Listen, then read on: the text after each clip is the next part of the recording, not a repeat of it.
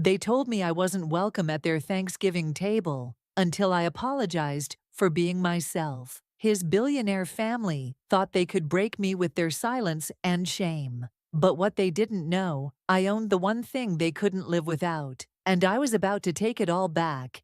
If you've ever been made to feel like you don't belong, or been disrespected by people who underestimated you, stay with me. This story is about power, dignity, and the sweetest revenge that money can't buy.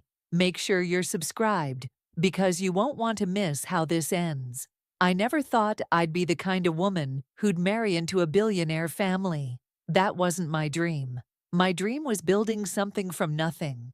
And by the time I was 32, I'd done exactly that. My name is Simone Brooks, and I created a tech company that connected small businesses with affordable marketing tools. It wasn't flashy, but it was mine. And it was worth $50 million when I met Daniel Whitmore at a charity gala 4 years ago. Daniel wasn't what I expected. He didn't lead with his last name or his family's money. He was quiet, thoughtful, and when he asked about my business, he actually listened. For 6 months, we built something real. Away from the spotlight of his family's empire, the Whitmores owned half of Connecticut's commercial real estate. They had a compound that looked like it belonged in a magazine, with 47 bedrooms and staff who'd worked there for generations. But Daniel made me feel like none of that mattered. He made me feel chosen. The wedding should have been my first warning. It was beautiful, intimate, exactly what we wanted. But I noticed how his mother, Catherine, smiled without her eyes ever warming up, how his father, Thomas, asked me 3 times what my parents did for a living, like he was trying to place me in some hierarchy I didn't know existed. His older brother Christopher made a toast that included the phrase, fresh perspective, and somehow made it sound like an insult. But Daniel squeezed my hand under the table and whispered that he loved me, and I convinced myself that love would be enough. For 3 years, I played the game. I showed up to their family dinners, where Catherine would touch my braids and ask if they were real. I smiled through Thomas's lectures about the right way to run a business. Even though my company's growth outpaced his projections every quarter, I watched Christopher make jokes that weren't quite jokes, always with that edge that made my skin crawl. And every single time, Daniel would say the same thing. They'll come around. Just give them time. But time wasn't changing anything. It was just teaching me how to make myself smaller. My company kept growing. We expanded into 3 new markets, and I brought on investors to fund the growth. One of those investors was Whitmore Property Holdings. Daniel suggested it, actually. He said it would be good for the family to see what I was building, to be part of it. They bought 35% of my company for $15 million. At the time, it felt like acceptance. Looking back, it was the beginning of my leverage. October came around, and with it, the email invitation from Catherine for Thanksgiving at the estate. It was formal, almost cold, the way all her communications were. Daniel was excited. He said this year would be different, that his family was finally warming up to me. I wanted to believe him. 2 weeks before Thanksgiving, we attended Christopher's daughter's birthday party at their house in the Hamptons. Everything was perfect, the way Whitmore events always were. Catered food, live music, enough champagne to float a boat. That's when Christopher made the joke. I won't repeat it here, but it was about black women and intelligence, wrapped up in a story he thought was hilarious. The table laughed. Not everyone, but enough people that the sound echoed in my chest. I didn't yell. I didn't cause a scene. I just said, very clearly, "That's not funny. That's racist." The laughter died like someone had cut the power. Christopher's face went red, then pale. Catherine reached across the table and touched my hand with her cold fingers and said, "Simone, darling, you're being too sensitive." Christopher didn't mean anything by it, but he did mean it, and she knew it, and everyone at that table knew it. Daniel said nothing. He looked down at his plate, like the pattern on the china was suddenly fascinating. That night, in our hotel room, he told me I should have just let it go, that I embarrassed Christopher, that his family was old-fashioned, and I needed to understand their sense of humor. I asked him when he was going to understand mine. We didn't speak the rest of the weekend. 1 week before Thanksgiving, Daniel's phone rang while he was in the shower. I glanced at the screen and saw it was his mother. He'd left it on speaker by accident, so I heard everything. Catherine's voice came through crystal clear. "Daniel, your wife needs to apologize to Christopher." What she said was completely out of line. She embarrassed him in front of everyone. And frankly, she's not welcome at Thanksgiving until she makes this right. I waited for Daniel to fight back, to defend me. Instead, I heard him say, "Mom, that's not exactly fair," in this weak, defeated voice that made my stomach turn. She wasn't asking, she was telling, and he was agreeing. That night, Daniel sat me down and suggested I call his mother. "Just apologize," he said. "Keep the peace. It's just words," he said. But they weren't just words. They were my dignity. They were every time I'd swallowed disrespect and smiled through it. They were 3 years of making myself smaller so his family could feel bigger. I told him, no. I told him I had nothing to apologize for, and he looked at me like I was the one being unreasonable. I couldn't sleep that night. I went to my home office and tried to distract myself with work, going through investor reports and quarterly statements. That's when I found it. The original contract with Whitmore Property Holdings, buried in a folder I hadn't looked at in 2 years. I read through the terms, the clauses, the fine print that my lawyer had insisted on. And there it was, on page 17. The founder retains the right to repurchase all investor shares at fair market value, with 60 days written notice. I sat back in my chair and felt something shift inside me.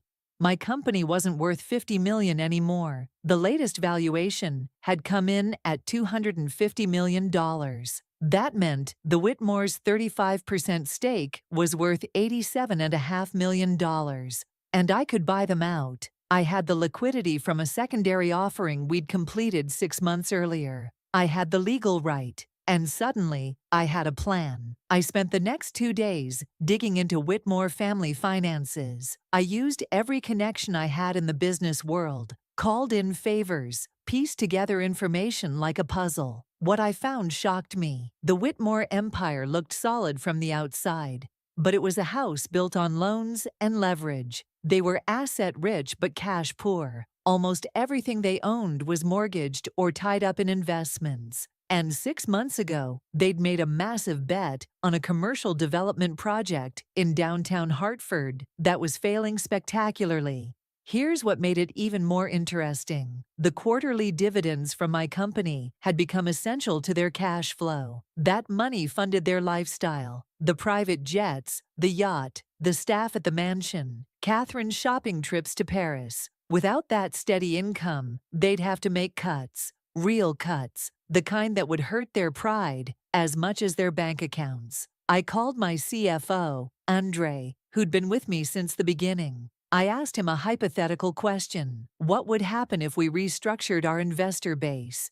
He was quiet for a moment, then said, "Simone, whatever you're thinking, I'm with you." I called my lead investor, Margaret, a venture capitalist who'd believed in me when nobody else would. I told her I was considering buying out the Whitmores. She laughed and said, "About time. They've been dead weight since day one. If you need backing, you've got it." That night, I sat with my mother, Beverly, on the phone for 2 hours. I told her everything. The joke, the demand for an apology, what I'd discovered about the finances. I asked her if what I was planning made me as bad as them. My mama was quiet for a long time, and then she said something I'll never forget. "Baby, there's a difference between revenge and boundaries. Revenge is about hurting someone. Boundaries are about protecting yourself. What you're doing, that's a boundary. You're showing them what it costs to disrespect you." I didn't tell Daniel. Part of me wanted to see if he'd do the right thing on his own, if he'd stand up to his family without me pushing him. The Tuesday before Thanksgiving, I filed the buyback notice with my lawyers. It was legal, binding, and airtight. The Whitmores had 60 days to accept fair market value for their shares, and the quarterly dividend payments would cease immediately. I scheduled a meeting with their family lawyer for the following Monday. Everything was set in motion. Thanksgiving morning came, and Daniel was getting dressed to go to his parents' house, alone. He kept looking at me like I was going to crack, like I'd give in at the last minute. He asked me one more time to just call his mother and apologize. I looked at him, this man I'd loved enough to marry, and I felt nothing but disappointment. I told him I wasn't sorry for having dignity, and that he should go enjoy his family. He left frustrated, maybe even angry, and I felt peace for the first time in weeks. I spent Thanksgiving with my mother, cooking our own meal in my kitchen. We made cornbread dressing and greens and sweet potato pie. We laughed and told stories and didn't talk about the Whitmores once. It was perfect. It was free. Friday morning, 6 in the morning, Daniel's phone started ringing. It was Christopher, then Catherine, then Thomas, back-to-back calls that Daniel answered with increasing confusion. Their family lawyer had received the buyback notice. The Whitmores were panicking. I could hear Thomas through the phone. "What does your wife think she's doing? This is extortion." Catherine was shrieking something about lawyers and lawsuits. Christopher just kept saying, "She can't do this. She can't." Except I could. And I had. Daniel came home and found me in the kitchen, drinking coffee like it was any other Saturday morning. He was pale, shaking a little, and he asked me what I'd done. I told him calmly that I'd exercised my legal right to buy out his family's stake in my company. He said I couldn't afford it. I told him I already had. The money was in escrow, the paperwork was filed, and in 60 days, the Whitmores would have no connection to my business whatsoever. He asked if this was because of Thanksgiving. I looked at him and said no. This was because I deserved respect. This was because for 3 years, I'd made myself smaller so his family could feel comfortable, and I was done. This was because he'd asked me to apologize for having self-respect, and I'd finally realized that the person I needed to apologize to was myself for staying so long. The emergency family meeting happened that Sunday. I wasn't invited, but I showed up anyway with my lawyer. The whole Whitmore clan was there in the formal living room, the one with the paintings that cost more than most people's houses. Catherine tried to take control immediately, saying this was ridiculous and they'd sue me into oblivion. My lawyer calmly explained that I was following the exact contract their lawyers had drafted. Every I was dotted, every T was crossed. Thomas tried to negotiate, asked what it would take for me to back out of the deal. I told him there was no price, because this wasn't a negotiation. Christopher, red-faced and furious, shouted that I was destroying the family over a stupid joke. And that's when something inside me crystallized into pure clarity. I stood up and I spoke. I told them they wanted an apology, and for what? For having self-respect? For refusing to laugh at my own dehumanization. I'd given them 3 years, 3 years of tolerating their comments, their coldness, their barely concealed contempt. They'd taken from me not just money, but my peace, my dignity, and my husband's loyalty.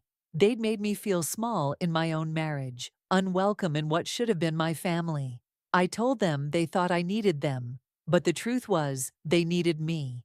They needed my company's dividends to fund their lifestyle. They needed me to stay quiet and grateful. And now they were going to learn what it cost to disrespect someone. I didn't need their acceptance. I didn't need their approval. And I definitely didn't need their money draining my company dry while they contributed nothing but judgment and disdain. I walked out of that house with my head high, and I never looked back. The fallout was immediate and brutal for them. The Whitmores scrambled to replace the income stream. They had to sell assets, let go of half their staff, sell the yacht that Thomas loved more than his children. They were still billionaires, but humbled, reduced. And for a family that valued appearance above everything, that was its own kind of justice.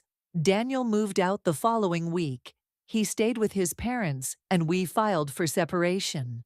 Not divorce yet, but the marriage was over. He'd made his choice, and it wasn't me. Some nights, I was sad about it. Most nights, I was relieved. My company exploded without the Whitmore involvement. I brought in new investors who aligned with my values, people who wanted to build rather than just extract. We expanded into 6 new markets. I used the profits to start a foundation supporting women entrepreneurs, specifically Black and brown women in tech who face the same barriers I did. Within 6 months, my company's valuation hit $400 million. 6 months after everything fell apart, I was invited to give a keynote speech at a major tech conference. The topic was knowing your worth in business and life. As I stood on that stage, looking out at hundreds of faces, I saw Daniel in the back row. He looked older, tired in a way that had nothing to do with sleep. After my speech, he waited until the crowd cleared and approached me. He said he should have defended me. I told him, yes, he should have. But I also thanked him for showing me who he really was, because knowing the truth set me free. I was better now, stronger, free in a way I'd never been when I was trying to fit into his family's world. I walked away from that conversation, surrounded by people who respected me, who saw my value, who didn't need me to shrink so they could shine. And I realized that the Whitmores had actually given me a gift. They'd pushed me hard enough that I finally pushed back. They'd underestimated me so completely that when I showed them who I really was, they never saw it coming. They thought money was power, but real power is knowing your value and never apologizing for taking up space.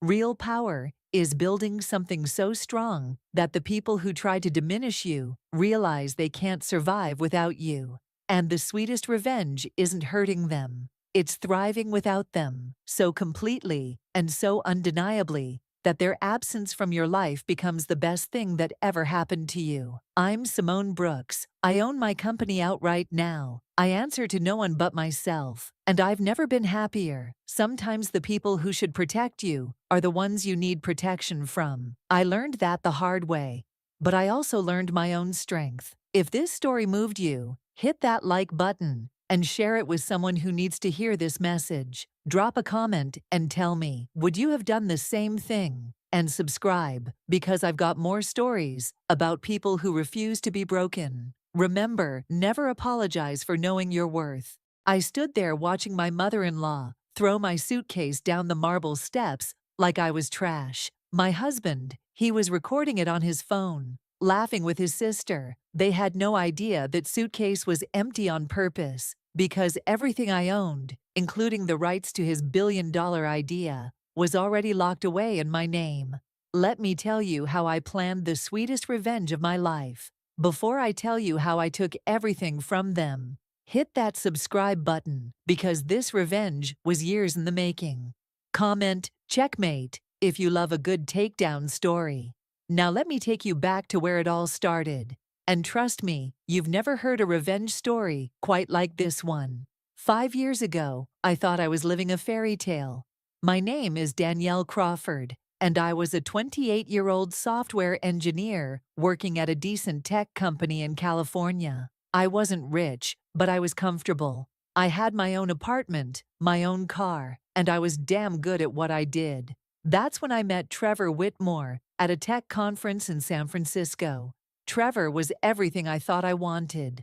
Tall, handsome, charming, and he came from serious money.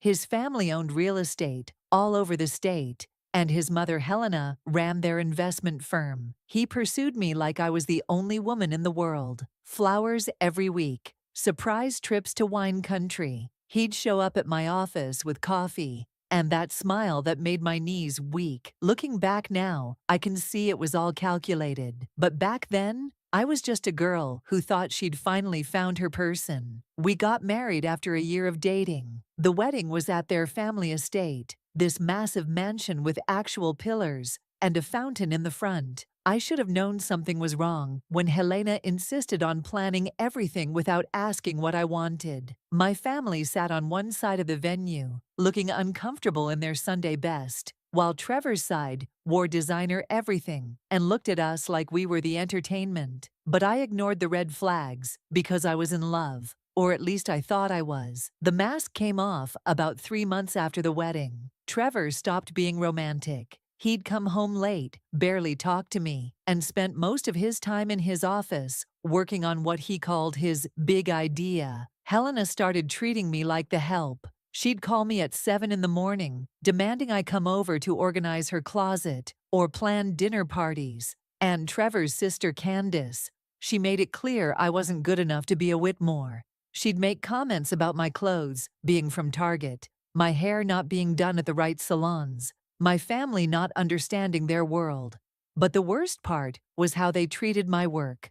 I'd come home exhausted from writing code all day, and Trevor would hand me his laptop, asking me to just look at something quick. That something would turn into hours of me fixing his problems while he played video games.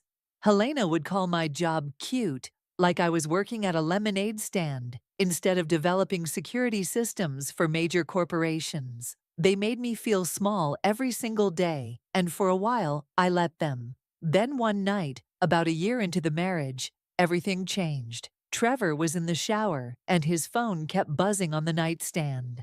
I wasn't trying to snoop, but I saw Candace's name pop up with a message preview that said, "Can't believe she actually thinks you'll put her name on it." My stomach dropped. I picked up that phone and read through their entire conversation, and what I found made my blood run cold.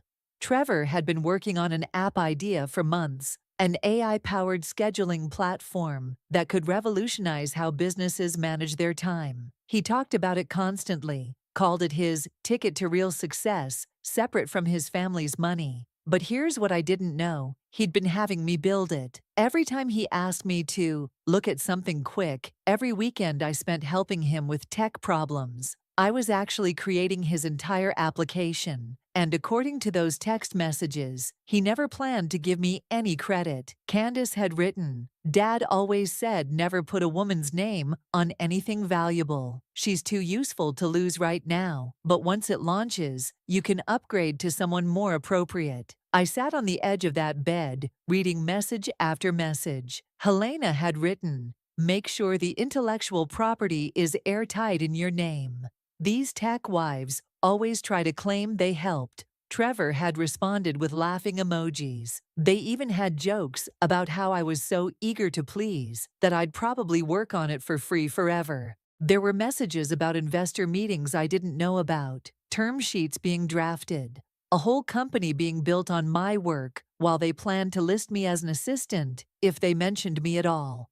I didn't cry that night. I didn't scream or throw the phone or confront him when he got out of the shower. Instead, I did something smarter. I smiled when he came to bed. I kissed him goodnight, and I started planning the most strategic takedown of my life. If they wanted to play chess, I was about to show them I'd been studying the game my whole life. The next morning, I went to work like normal. But on my lunch break, I called a lawyer. Not just any lawyer, Diane Washington, the best intellectual property attorney in the state. I told her everything, showed her the texts, explained how I'd built every piece of that application. She looked at me over her glasses and said, "Baby girl, do you have proof you created this?"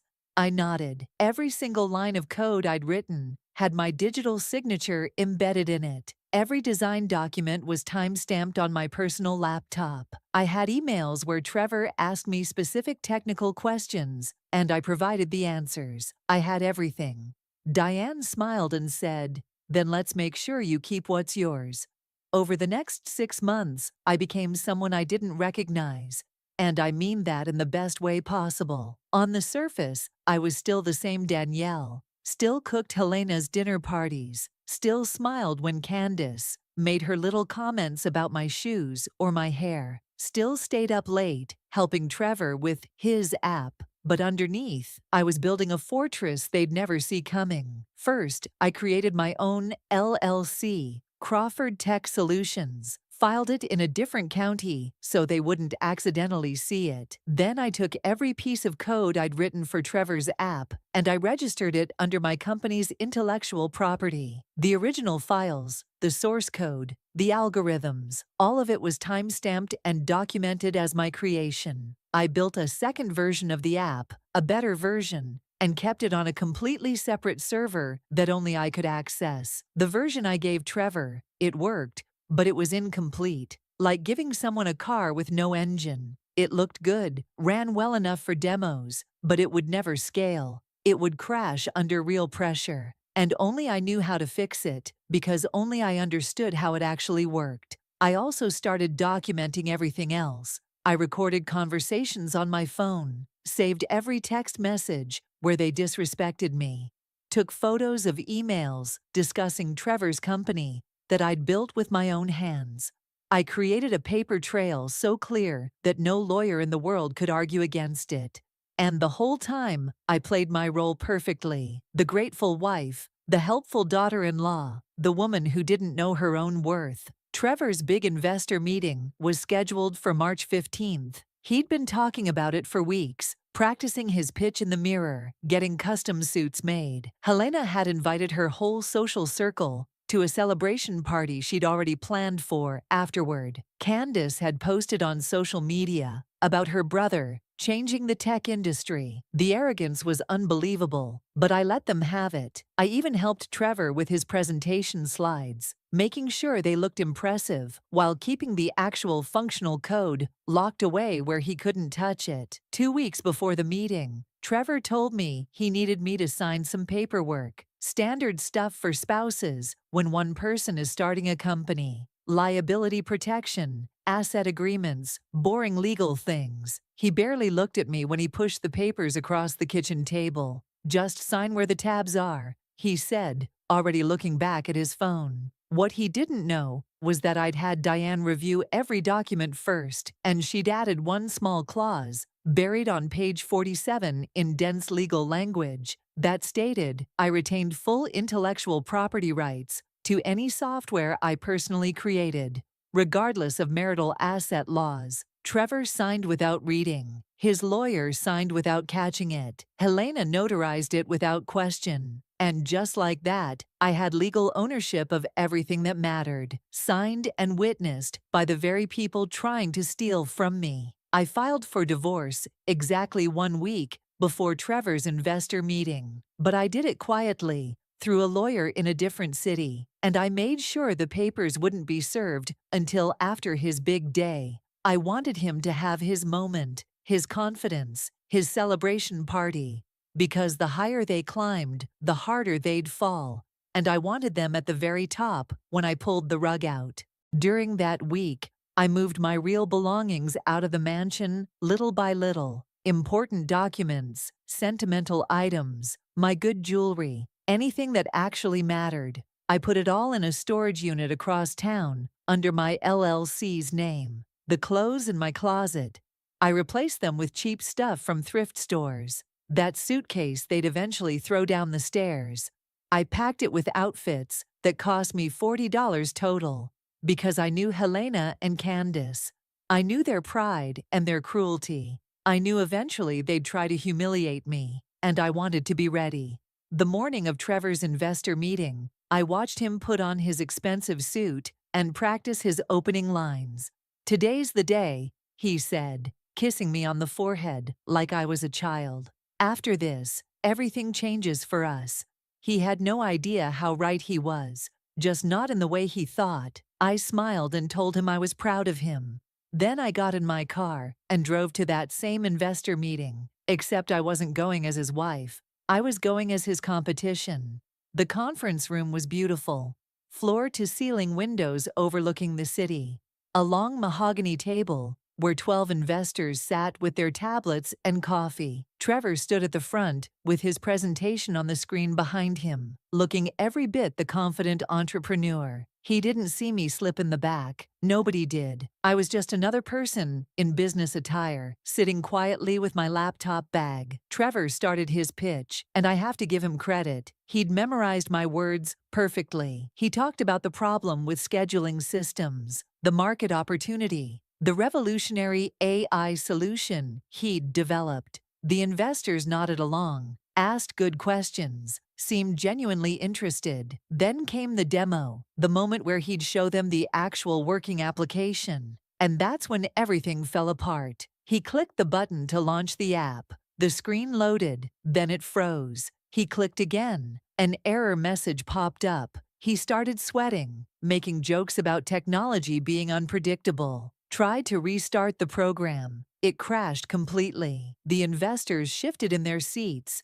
exchanging glances. One woman in the back raised her hand and asked, "Did you actually test this before coming here?" Trevor stammered, made excuses about the Wi-Fi, about version updates, about anything he could think of. But it was clear to everyone in that room that he had no idea how his own product worked because he couldn't fix it. He couldn't even explain what was wrong, just kept clicking buttons like that would magically solve the problem. That's when I stood up. Every head in the room turned toward me. Trevor's face went white. "Danielle, what are you doing here?" I walked to the front of that conference room, like I owned it, because in a way I did. "Ladies and gentlemen, I apologize for the confusion. My name is Danielle Crawford, and I'm here to present the actual working version of this application, along with some information about who really created it." The head investor, a woman named Ruth Chen, leaned forward. "I'm sorry, who are you exactly?" "I'm Trevor's wife. And I'm the software engineer who built every line of code he just failed to demonstrate." I pulled out my laptop, connected it to their system, and launched my version of the app. It worked perfectly, smooth, fast, everything they'd been promised. Then, while they watched it run, I pulled up my evidence, the code repository with my name and timestamps, the design documents from my personal drive, the emails where Trevor asked me how to solve specific technical problems, the text messages between him and his sister discussing how to keep my name off the intellectual property. The room went completely silent. You could hear the hum of the air conditioning and nothing else. Ruth looked from the screen to Trevor, then back to me. "Mr. Whitmore, did you create this application?" Trevor tried to lie. He stuttered something about us working together, about it being a team effort, about marriage meaning shared success. But I cut him off. "Trevor can't read code. He doesn't know Python from JavaScript. Every technical decision, every algorithm, every feature you see was created by me, and I have legal documentation proving it." I handed Ruth a folder.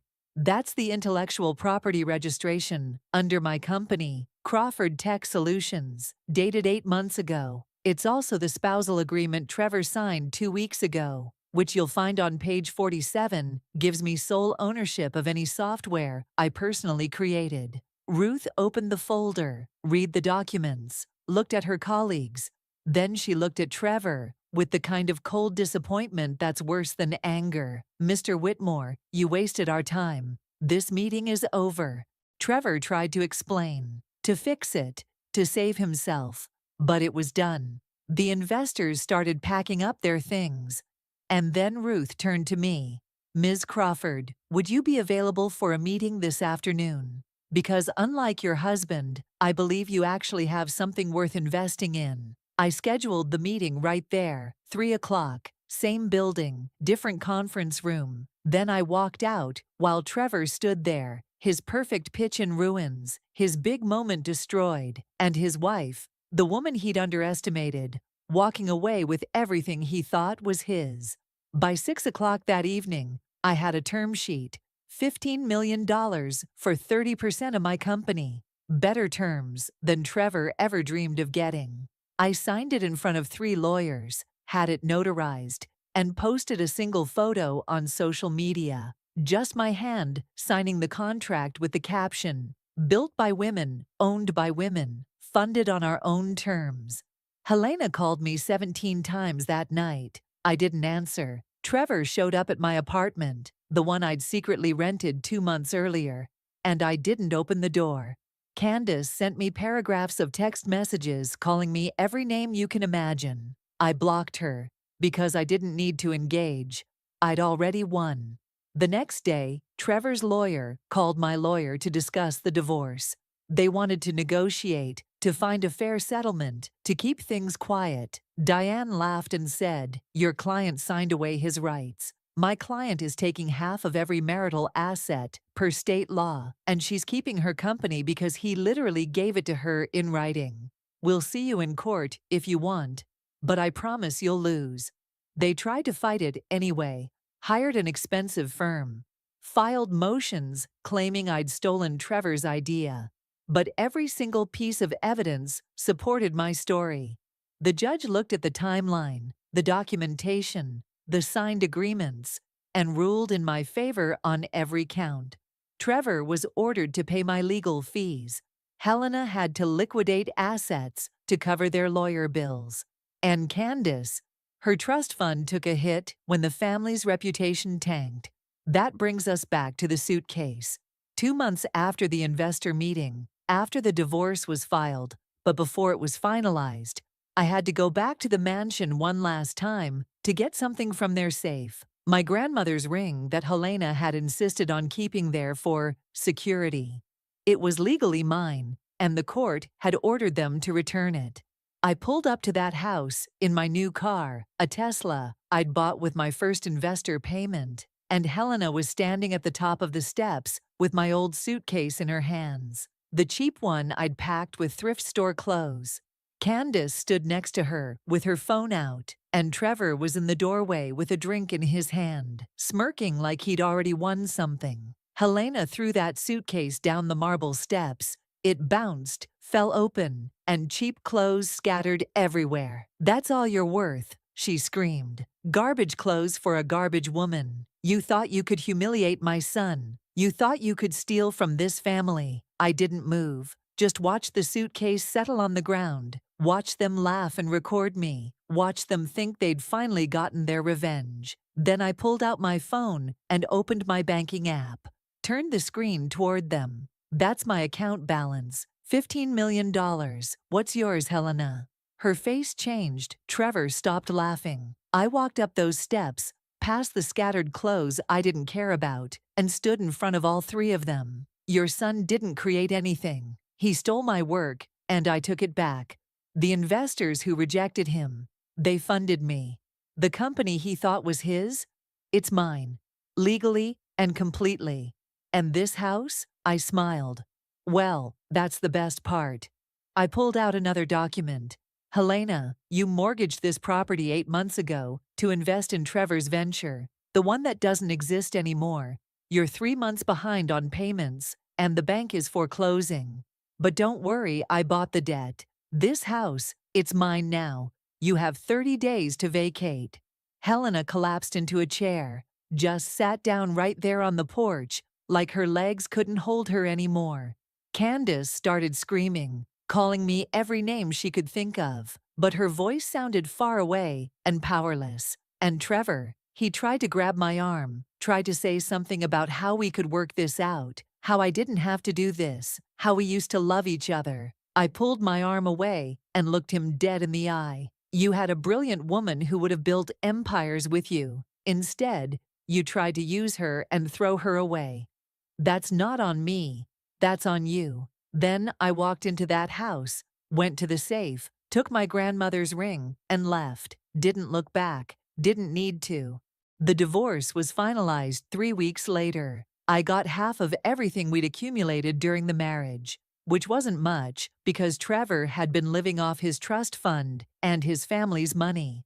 But I didn't need their money. I had my own. My company launched officially in June. Within 4 months, we had 50,000 users. Within 8 months, we were valued at over $100 million.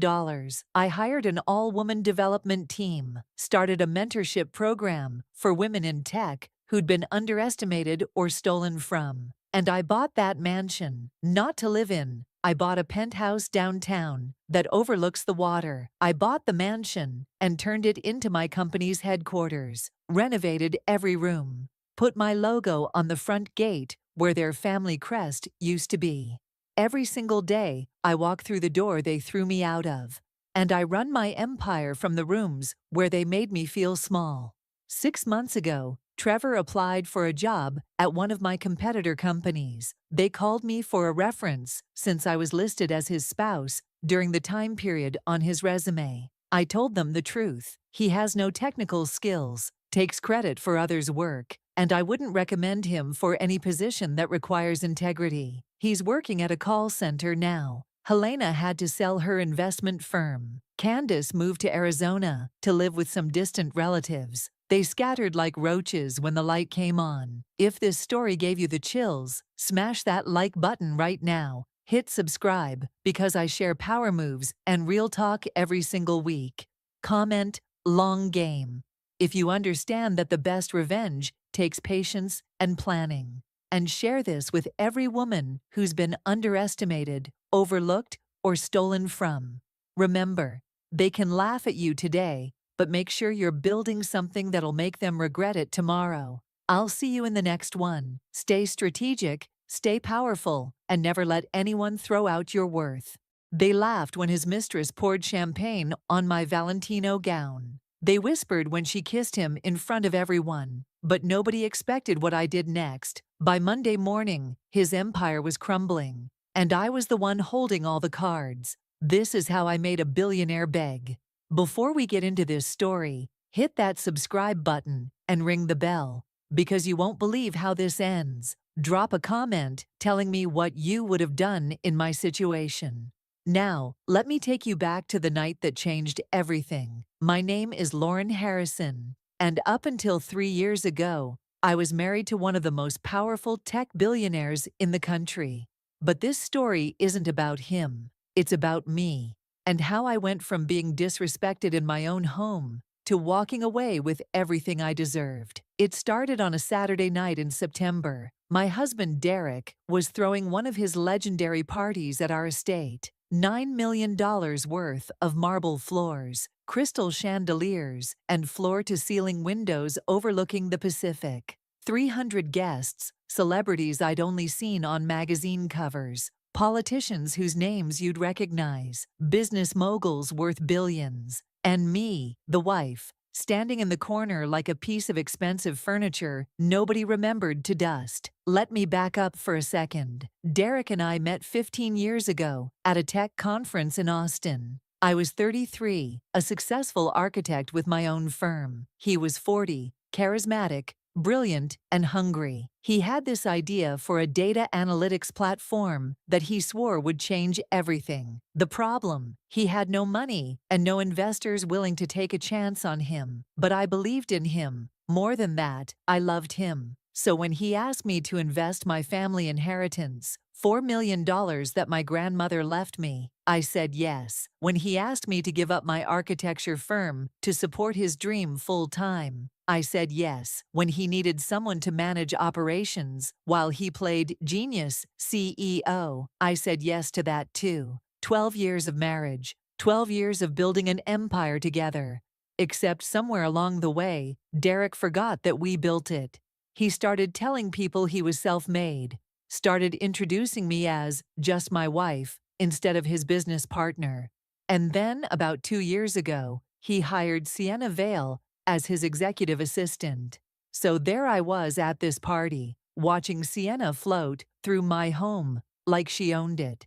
She was 28, blonde, with legs that went on for days, and this syrupy sweet voice that made my skin crawl. She wore a silver dress that cost more than most people's rent, and she had this way of touching Derek's arm while they talked that made my stomach turn. But here's the thing that really got me. Nobody seemed to think it was strange. The guests treated her like the hostess. They asked her where the bathroom was. They complimented her on the decorations I'd spent 3 weeks planning. I was standing near the champagne fountain when I overheard 2 of Derek's business partners talking. One of them said, "Derek's really got it all now, doesn't he? Beautiful new girlfriend, company worth billions." The other one laughed and said, "Yeah, I heard he's finally ditching the old ball and chain." They didn't even lower their voices. I was 10 feet away, and they didn't care. That's when I realized I'd become invisible in my own life. I tried to compose myself, tried to remember that I was Lauren Harrison, the woman who helped build a billion-dollar company from nothing. But then Sienna appeared beside me with this fake smile plastered on her face. She was holding a bottle of Dom Perignon, the $3,000 kind that Derek kept in the cellar for special occasions. She looked at my dress, this gorgeous custom Valentino gown in deep emerald green, and she said, "Oh, Lauren, that dress is so brave."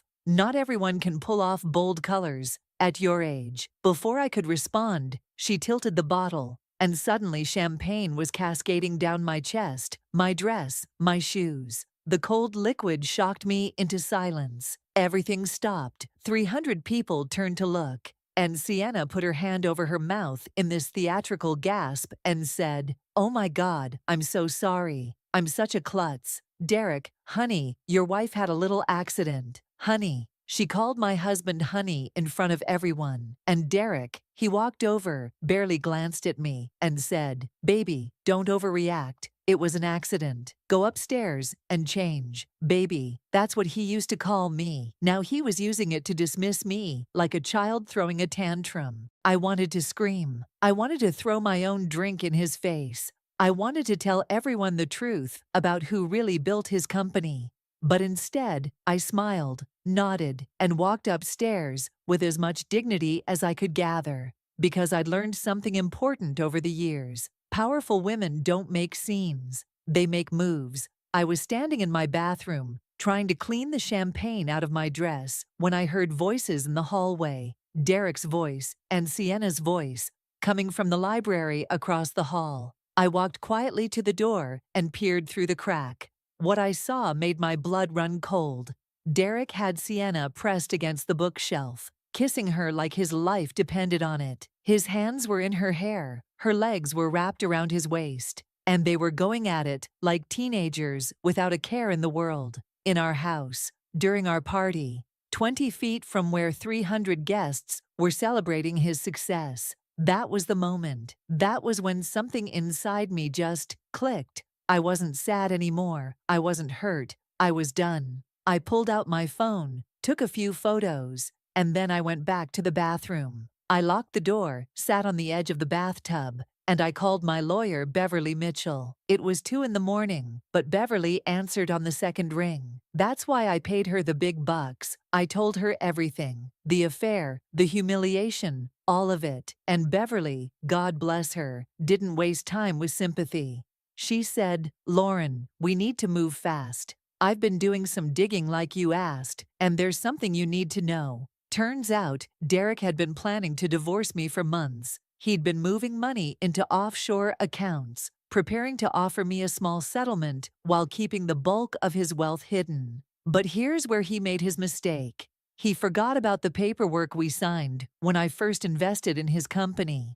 I owned 40% of Derek's company. Not 40% of our shared assets, 40% of his company, the one worth $3 billion. Derek had been so confident that I'd never challenge him, so sure that I was just his quiet little wife, that he never thought to buy me out. And now his company was about to close a $500 million merger, and he needed my signature to make it happen. Beverly and I spent the next week building my case. I hired a forensic accountant who uncovered all of Derek's hidden assets. We documented every offshore account, every secret investment, every penny he'd tried to hide. We collected evidence of the affair, recordings of him telling investors that he built the company alone, proof that I'd invested not just money, but years of unpaid labor into making his dream a reality. Meanwhile, I played the perfect wife. I smiled at dinner parties. I attended his meetings. I watched Sienna parade around like she'd already won. Derek asked me several times to sign papers for the merger, and each time I told him I needed more time to review them. He was annoyed but not worried. After all, I'd been saying yes to him for 15 years. Why would I start saying no now? Wednesday afternoon, Derek came home early. I was in the kitchen making tea when he walked in, loosened his tie, and said, "Lauren, we need to talk." He didn't sit down, didn't even look me in the eye. He just stood there and said, "I want a divorce. This marriage isn't working anymore, and I think we both know it. I'm prepared to offer you $5 million as a settlement. That's more than generous, considering you haven't worked in years. Sign the papers, take the money, and let's end this civilly." $5 million. For 12 years of marriage, $4 million of my own money invested, and countless hours building his empire. He actually thought I should be grateful. I looked at him, really looked at him, and I saw a stranger. This wasn't the man I'd married. This was someone who'd forgotten where he came from, who'd let success and a pretty face turn him into someone I didn't recognize. I smiled and said, "Let me think about it." He looked surprised, but nodded and left for his dinner meeting with Sienna. The moment he was gone, Beverly came over with the paperwork we'd prepared. It was time to make my move. Thursday morning, Derek's lawyer received our counter proposal. I wanted $50 million, or I would sell my 40% stake in the company to his biggest competitor, Brandon Cole. Derek called me screaming. He said I was being ridiculous, that I'd never go through with it, that it was a pathetic bluff from a desperate woman. I didn't argue, I just hung up. That afternoon, Sienna called me. She actually had the nerve to call me and say, "Lauren, Derek told me about your little tantrum. You need to be reasonable. Sign the papers, take the money, and move on with your life. Don't embarrass yourself." I asked her how long she'd been sleeping with my husband. She laughed and said, "Long enough to know he never loved you. You were just convenient." Then she hung up. I sat there for a moment, staring at my phone, and I felt something I hadn't felt in years. Power. Pure, undiluted power. Because I knew something they didn't. I knew that Derek's entire merger depended on my signature. I knew that without my shares, his deal would collapse. I knew that Brandon Cole had already agreed to pay me $120 million for my stake. And I knew that by tomorrow morning, Derek's perfect little world was going to come crashing down. Friday morning arrived. The board meeting was scheduled for 10 o'clock. It was the final meeting before the merger was supposed to close. Derek expected me to be at home, probably crying into my pillow. Instead, I walked into that boardroom at 9:55, wearing a crimson-red suit that cost more than Sienna's entire wardrobe. Every head turned. Derek's face went white. The chairman started the meeting, going through the formalities, talking about the merger terms. Then he said, "We just need Mrs. Harrison's signature on the consent forms, and we can proceed." Everyone looked at me. I smiled, stood up, and said, "I'm not signing anything. Instead, I'm selling my 40% stake in this company to Brandon Cole for $120 million. The paperwork has already been filed. As of this morning, I'm no longer Derek's wife or his business partner. I'm done." The room exploded. Board members started yelling at Derek. His lawyer was frantically making phone calls. The chairman demanded to know how this happened. And Derek, he just sat there, staring at me like he'd seen a ghost. The merger collapsed within the hour. Without my shares, the deal was dead. Derek's company stock dropped 34% in a single day. Investors pulled out. Banks started calling in loans. By Monday, his $9 million mansion was in foreclosure proceedings. Sienna left him that same night. Turns out, she wasn't in love with Derek. She was in love with his money. And when the money disappeared, so did she. I heard she got engaged to some hedge fund manager 3 months later, blocked me on all social media, like I cared. 3 months after the board meeting, Derek showed up at my new office. I'd started a venture capital firm, investing in businesses owned by Black women. I was thriving. He looked terrible, thin, exhausted, defeated. He said he'd lost everything. He begged me to sell the shares back to him, to help him rebuild. He actually had the audacity to say, "You're still my wife. We can fix this. I made a mistake." I looked at him and said, "Derek, I stopped being your wife the moment you forgot I was your partner. You didn't make a mistake. You made a choice. You chose to disrespect me, to erase my contributions, to humiliate me in front of everyone we knew. And now you're facing the consequences of that choice. I'm not here to save you. I'm here to build something better without you."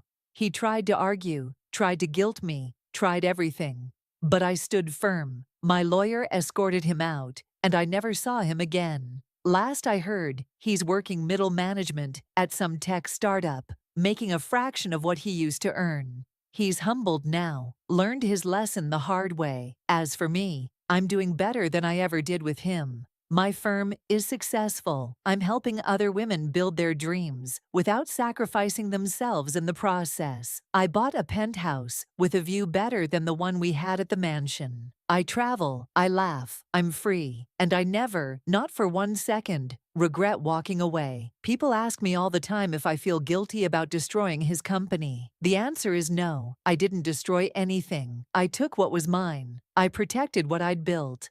And I refuse to let anyone make me feel small ever again. Derek made his choices, and I made mine. The difference is, I made mine from a place of strength, not weakness. Here's what I learned from all of this. Know your worth. Not what someone tells you you're worth, but what you actually bring to the table. Protect your assets, your investments, your future. Don't let love make you stupid, and never ever let anyone convince you that you should be grateful for crumbs when you baked the whole damn cake. That night, at the party, when Sienna poured champagne on my dress, she thought she was humiliating me. She thought she'd won, but she didn't realize she was just lighting the fuse.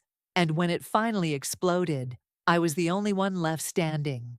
So that's my story. They tried to humiliate me at that party, but I had the last laugh. Now I want to hear from you. Have you ever had to walk away from someone who didn't value you? Share your story in the comments below. I promise you're not alone, and your experience matters. If this story inspired you, smash that like button and share this video with someone who needs to hear it. Sometimes we need to be reminded that we're stronger than we think. And remember this, never let anyone make you feel small. You're not just at the table. You don't just deserve a seat at the table. Sometimes you need to realize that you own the table, and you get to decide who sits there. Subscribe for more stories of women who refuse to be broken, who chose themselves, and who came out on top. I'll see you in the next one.